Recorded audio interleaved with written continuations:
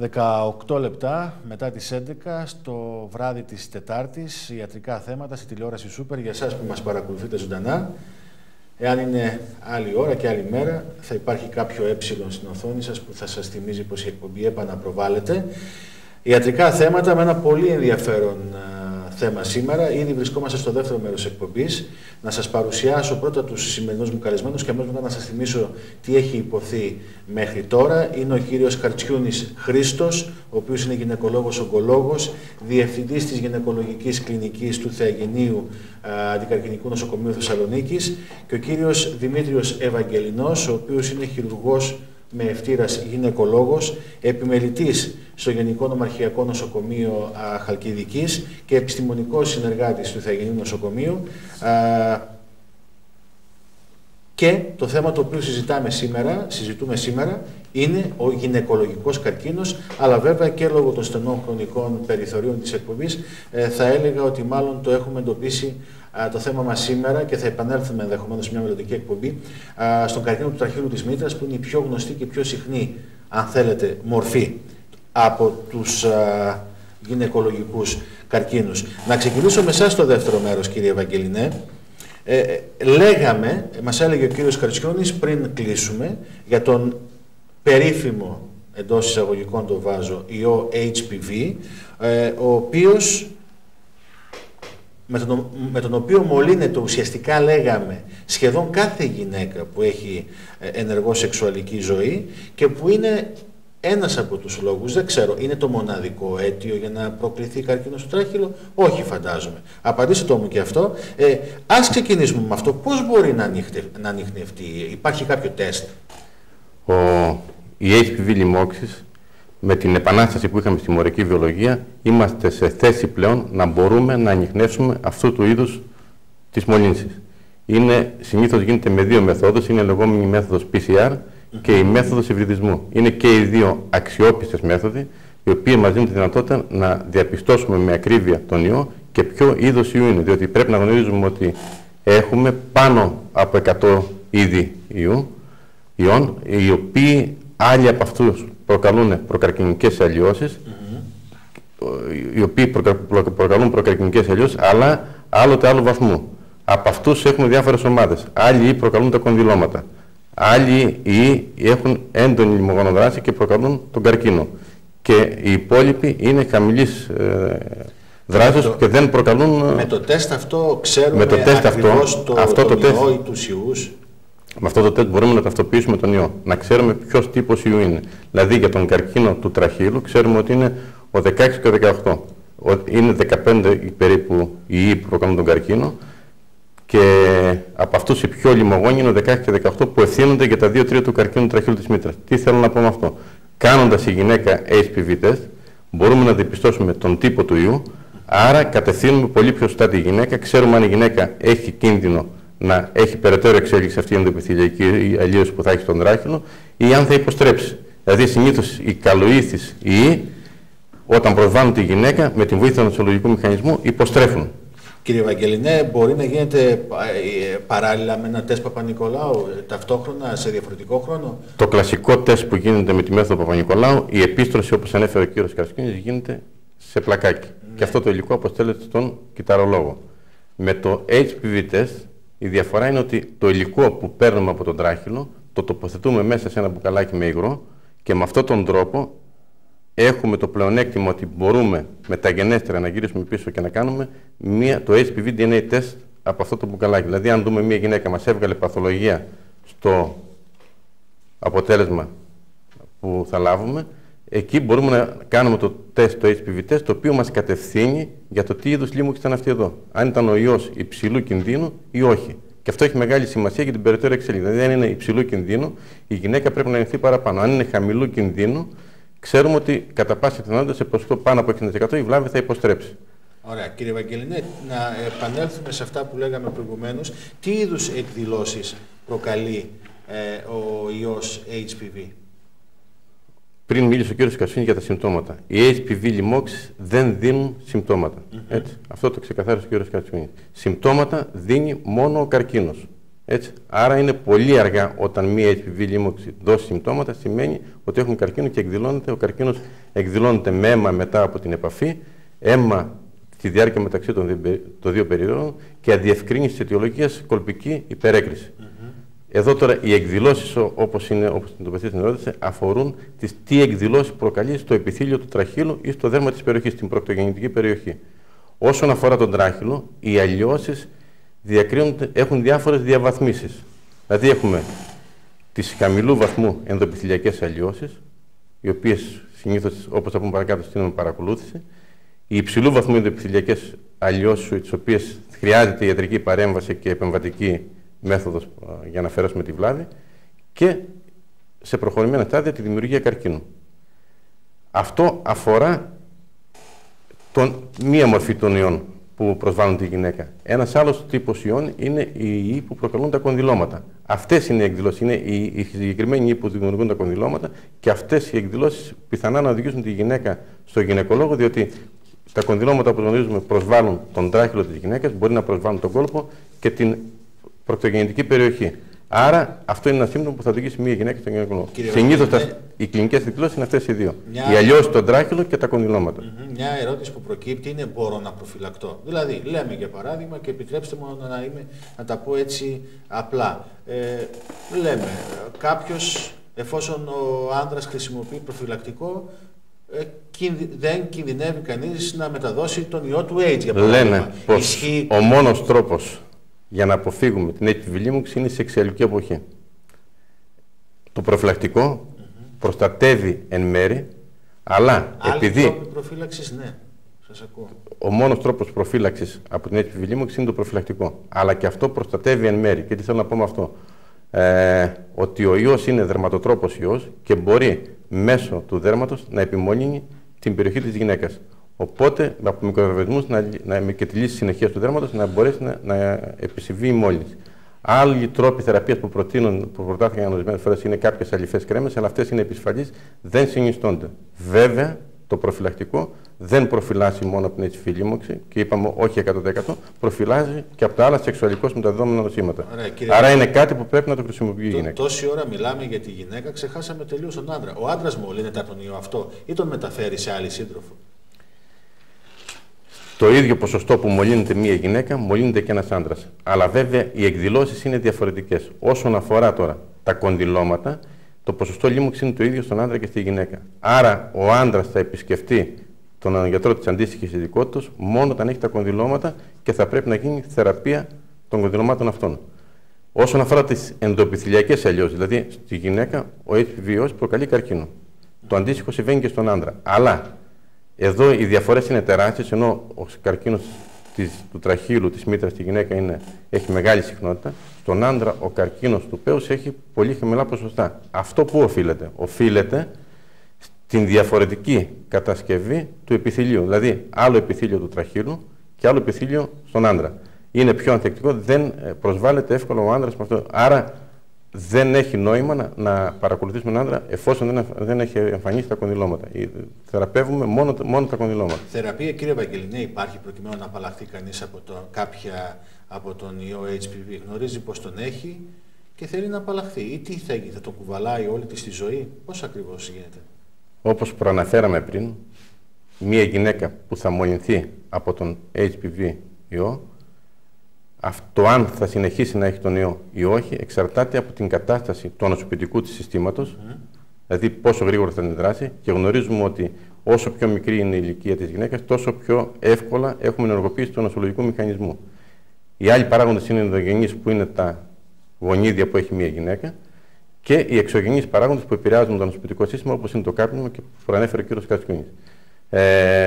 Άρα, να το πω πολύ απλά, φάρμακο για να μας απαλλάξει. Φάρμακο δεν υπάρχει. Εδώ εμείς θεραπεύουμε τις αλλοιώσεις, τις εκδηλώσεις δηλαδή που προκαλεί η HPV λίμωξη. Ίσως στο μέλλον βγει το λεγόμενο θεραπευτικό εμβόλιο, το οποίο θα αντιμετωπίζει αυτόν τον ιό. Αλλά μέχρι στιγμής θεραπεύουμε μόνο τις αλλοιώσεις που προκαλεί. Και μια τελευταία ερώτηση πριν περάσω και πάλι στον κύριο Κατσικούνη πάνω στο ίδιο θέμα. Ο οργανισμός θα πάει καλά, αντιστέκεται, απαλλάσσει τη γυναίκα από τον ιό. σε μια πιθανή επαναμόλυνση. Εκεί τι γίνεται? Υπάρχει αυτό το ενδεχόμενο, ή αν μια φορά ο οργανισμός της γυναίκας την απαλλάξει από τον ενοχλητικό αυτό ιό, αυτό την καθιστά άνωση, να το πω έτσι πολύ απλά? Μία γυναίκα όταν αποκτήσει ανοσία σε ένα είδος ιού, συνήθως έχει ανοσία για αρκετό χρονικό διάστημα. Το αν η γυναίκα θα επαναμολυνθεί από αυτόν τον ιό, αν θα επαναμολυνθεί, πιθανά να έχουμε πτώση του αναπνευστικού του συστήματος. Η επαναμόλυνση όμως από άλλο τέλεχος του ιού, αυξάνει τον κίνδυνο να εμφανίσει κάποια προκαρκινομatoid βλάβη κατά 15% από άλλο τέλεχος. Τώρα, αν μια γυναίκα κάνει θεραπεία, είχε μια παθολογική αλλίωση στον τράχυλο, πήγε στο γυναικολόγο της, έγινε θεραπεία ή έγινε κονοϊδιεκτομή ή έγινε κάποιο είδους θεραπεία στον τράχυλο, αυτή η γυναίκα, αν κινδυνεύει να επαναμολυνθεί από τον σύντροφό της. Είναι μια αγωνία της γυναίκας, σου λέει: είχα αυτό το πρόβλημα, έκανα τη θεραπεία, κινδυνεύω με τον άντρα, αφού ξέρω ότι και το προφυλακτικό δεν προφυλάσσει τόσο πολύ. Η γυναίκα που έκανε θεραπεία και εφόσον η θεραπεία είχε επιτυχία, δεν κινδυνεύει από τον σύντροφό της, διότι με την αφαίρεση αφαιρέθηκε όλη η βλάβη. Η γυναίκα, με τη βοήθεια βέβαια του νοσολογικού της μηχανισμού, προκαλεί τοπική ανοσία στον τράχυλο, ούτως ώστε να αντιμετωπίζει αυτή τη λίμωξη. Άρα η επαναμόλυνση από το σύντροφό της με τον ίδιο στέλεχος ιού, εφόσον η θεραπεία έγινε σωστά, δεν κινδυνεύει να επαναμολυνθεί πάλι από το ίδιο στέλεχος. Μόνο με την πτώση του ανοσοποιητικού, με την πάροδο κάποιου διαστήματος. Επομένως, κύριε Καρτσιούνη, αφού τα είπαμε όλα αυτά, αυτό που θέλω να μείνει ως κατακλείδα στο μυαλό κάθε κυρίας που μας παρακολουθεί αυτή τη στιγμή, είναι η απάντησή σας που θα δώσετε στο ερώτημα: έχω τον ιό HPV. Κινδυνεύω να πάθω καρκίνο? Εδώ θέλω να τονίσω ότι, και το είπα παραπάνω, ότι όλες οι γυναίκες, σχεδόν το 90% των γυναικών, έχει μολυνθεί από τον ιό αυτό. Δεν συνεπάγεται ότι οι γυναίκες αυτές θα εμφανίσουν καρκίνωμα τραχύλου της μήτρας. Ήδη ο οργανισμός από μόνος καταστρέφει τον ιό και έτσι αποκτά και ανοσία, αλλά και ο ιός αυτός δεν προκαλεί νόσο. Είπα παραπάνω ότι ένα 60% των γυναικών που ήδη έχουν προκαλέσει μία ελαφρά βλάβη, ο ιός έχει προκαλέσει τα κύτταρα, υποστρέφει το ιός και από αυτό το 20% γίνεται μια πιο βαριά βλάβη και πάλι από το 20% που έχει μια βαριά βλάβη, μόνο το 2% μπορεί να εμφανίσει καρκίνο. Επομένως, δεν πρέπει να υπάρχει πανικός στις γυναίκες να λένε ότι έχω τον ιό και κινδυνεύω να πάθω καρκίνο. Δεν κινδυνεύω να πάθω καρκίνο. Αλλά θέλω να περάσω το μήνυμα ότι δεν έπεται ότι θα πούνε ότι πρέπει να πηγαίνουν στο γιατρό να κάνουν το τεστ Παπα-Νικολάου, να κάνουν το HPV τεστ άμα χρειάζεται και έτσι οι γυναίκες να βοηθηθούν για να μην εμφανίσουν καρκίνο. Αλλά δεν έπεται ότι μια μόλις από HPV θα προκαλέσει καρκίνο. Θέλω να το ξεκαθαρίσω αυτό και να το τονίσω, γιατί παίρνουν οι γυναίκες το αποτέλεσμα, το τεστ Παπα-Νικολάου, αναφέρεται HPV λίμωξη και οι γυναίκες πανικοβάλλουν και λένε ότι θα κάνω καρκίνο. Είναι κάτι που πανικοβάλλουν και τις γυναίκες και τρέχουν στους γιατρούς και βέβαια αν υπάρχει μια καλή ενημέρωση στους γιατρούς δίνουν μια σωστή λύση. Αν δεν υπάρχει, δίνεται μια λύση η οποία είναι πολύ πιο... Αναφερθήκατε, κύριε Καρτσιούνη, πάλι στο τεστ Παπα-Νικολάου. Να επανέλθουμε λιγάκι σε αυτό και να δούμε τι σημαίνει ένα παθολογικό τεστ Παπα-Νικολάου. Κοιτάξτε, η γυναίκα παίρνει ένα αποτέλεσμα και λέει ότι... Και αν αυτό, συγγνώμη που σας διακόπτω, πρέπει να συμπληρώνεται και με άλλες εξετάσεις προκειμένου να οδηγηθούμε στη σωστή διάγνωση, και κατ' επέκταση το τι πρέπει να γίνει από εκεί πέρα. Η αντιμετώπιση ενός παθολογικού τεστ Παπα-Νικολάου είναι ολόκληρη επιστήμη. Θα ήθελα λίγο να πω καταρχάς πώς το είχε βάλει το τεστ Παπα-Νικολάου τις κατηγορίες ο Παπα-Νικολάου. Έχει βάλει την πρώτη κατηγορία που ήταν το φυσιολογικό, τη δεύτερη είναι η φλεγμονή, η τρίτη κατηγορία είναι όλα αυτά που θα πούμε παρακάτω για τις ενδοεπιθελειακές αλλοιώσεις και η τέταρτη κατηγορία είναι ο καρκίνος. Λοιπόν, όταν μια γυναίκα παίρνει ένα τεστ Παπα-Νικολάου και λέει ότι είναι φυσιολογικό, πρέπει η γυναίκα αυτή να επαναλάβει το τεστ όπως της πει ο γιατρός, σε 1 χρόνο, σε 2 χρόνια, σε 3 χρόνια. Εάν πάρει ένα τεστ που λέει ότι έχει μια φλεγμονή, η γυναίκα αυτή πρέπει να κάνει θεραπεία στη φλεγμονή και να επαναλάβει το τεστ. Τώρα ερχόμαστε στην τρίτη κατηγορία, όπου έχουμε τις ενδοεπιθελειακές αλλοιώσεις. Εδώ πέρα βάζουμε με τη νέα διαίρεση κατά Μπιθέστα, βάζουμε τα άσκους, δηλαδή τα διευκρίνηση της προέλευσης κύτταρα και τα καθαρά άτυπα κύτταρα και τα κύτταρα τα υψηλής, εκείνα τα οποία περιέχουν και πιθανόν κάποια κύτταρα τα οποία φέρουν βλάβη. Έχουμε τα κύτταρα εκείνα τα οποία φέρουν ελαφρά βλάβη και τα κύτταρα εκείνα που έχουν μια βαριά ενδοεπιθελειακή αλλίωση. Λοιπόν, κάθε ένα από αυτό θέλει μια ξεχωριστή αντιμετώπιση. Δηλαδή, αν έχουμε ένα άσκους με άτυπα κύτταρα, κάνουμε μια επανάληψη του τεστ Παπα-Νικολάου μετά από 6 μήνες και παρακολουθούμε τη γυναίκα. Αν όμως έχουμε ένα άσκους υψηλής με κύτταρα τα οποία έχουν πιθανόν να έχουν μια βλάβη, πιθανόν, όχι ότι έχουν βλάβη, εδώ θέλω να το ξεκαθαρίσω, οι γυναίκες αυτές κάνουν επανάληψη του τεστ και κάνουν έλεγχο με HPV τεστ και κολποσκόπηση. Εδώ θέλω να τονίσω, είναι οι άλλες εξετάσεις οι οποίες πρέπει να γίνουν όταν έχουμε ένα παθολογικό τεστ. Θα πω λίγο να πω τι πρέπει να κάνουμε. Εάν έχουμε μια υψηλή αλλίωση, τότε εκεί πέρα πρέπει να γίνεται κολποσκόπηση και οπωσδήποτε πρέπει να γίνεται πιο στενή παρακολούθηση και να γίνεται και, όπως θα πει παρακάτω ο κύριος Βαγγελινός, οι επεμβάσεις που πρέπει να γίνονται στις περιπτώσεις αυτές. Τώρα, η κολποσκόπηση είναι μία μέθοδος η οποία είναι μέθοδος ελέγχου. Και το τεστ Παπα-Νικολάου και η κολποσκόπηση είναι μέθοδος ελέγχου. Δεν βγάζουμε διάγνωση με το τεστ Παπα-Νικολάου. Τη διάγνωση θα τη βγάλουμε με τη βιοψία. Παίρνουμε ένα κομμάτι εκεί που πιθανόν βλέπουμε εμείς ότι υπάρχει κάποια βλάβη με την κολποσκόπηση, παίρνουμε το κομμάτι αυτό και το εξετάζουμε στον παθογονατόμο και ο παθογονατόμος μας λέει ότι έχει ή δεν έχει βλάβη. Δηλαδή η επιβεβαίωση της βλάβης γίνεται από τον παθογονατόμο. Καταλάβατε. Εκείνο που πρέπει να κάνουμε στη γυναίκα είναι το τεστ Παπα-Νικολάου, εφόσον χρειάζεται να γίνει κολποσκόπηση, και το HPV τεστ. Είναι αυτές οι μεθόδους που χρησιμοποιούμε τώρα. Και αφήσαμε, κύριε Καρτσιούνη, και την τέταρτη κατά Παπα-Νικολάου κατηγορία. Εκεί πέρα βγάζει μάτια η πάθηση, οπότε δεν έχουμε να κάνουμε τίποτα άλλο. Άρα πάμε απευθείας. Κάνουμε βιοψία και κάνουμε τη σταδιοποίηση και αντιμετώπιση. Την οποία θα παρακαλούσα με λίγα λόγια να μας πει ο κύριος Ευαγγελινός, έτσι για να έχουμε, κύριε Ευαγγελινέ. Λίγο εδώ, αντιμετώπιση όχι του καρκίνου. Δεν μιλάμε για την αντιμετώπιση των αλλοιώσεων. Των αλλοιώσεων, ναι. Θέλω να τονίσω ότι από τη στιγμή που θα γίνει η μόλυνση, πάλι μέχρι ότου εμφανιστεί ο καρκίνος, ο δυτικός καρκίνος, περνάνε 15 χρόνια. Καταλάβατε τι μεγάλο χρόνο έχουμε μπροστά μας να ελέγξουμε τη γυναίκα για να τη βοηθήσουμε. Και γι' αυτό σώζονται οι γυναίκες. Δεν είναι κρύωσε και ανέβασε πυρετό. Έχουμε περιθώριο μεγάλο. Και μας έλεγε προηγουμένως ο κύριος Ευαγγελινός πως ναι, μεν μπορεί να μην έχει 100% αξιοπιστία το τεστ Παπα-Νικολάου, σαφώς μικρότερη, αλλά ακριβώς επειδή υπάρχει όλος αυτός ο χρόνος, με μια δεύτερη και τρίτη, μια συνεπής γυναίκα φορά που θα επισκεφτεί το γιατρό της, θα το καταλάβει, θα το αντιληφθεί, θα το βρούμε. Στον προβληματισμό που βάλατε τώρα μόλις, δηλαδή το τεστ Παπα-Νικολάου είπαμε τα ποσοστά αξιοπιστίας.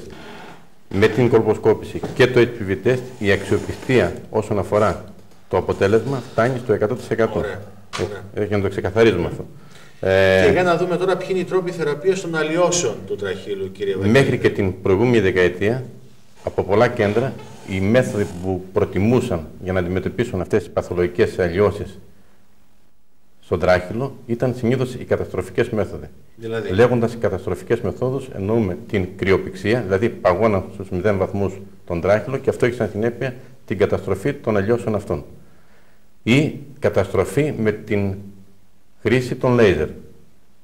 Αυτό όμως τι είχε σαν αποτέλεσμα? Από μελέτες διάφορες που γίναν, είδαν ότι δεν μπορείς να υπολογίσεις το βάθος που θα καταστρέψεις στον τράχυλο αυτές τις αλλοιώσεις, και αυτό είχε καταστροφικές συνέπειες. Δηλαδή, είδαν ότι οι γυναίκες που θεραπεύτηκαν για κάποιο βαθμό ενδοεπιθελειακές αλλοιώσεις να κρύβουν πιο βαθιά καρκίνο, άρα αυτό ήταν μια καταστροφή για τη γυναίκα.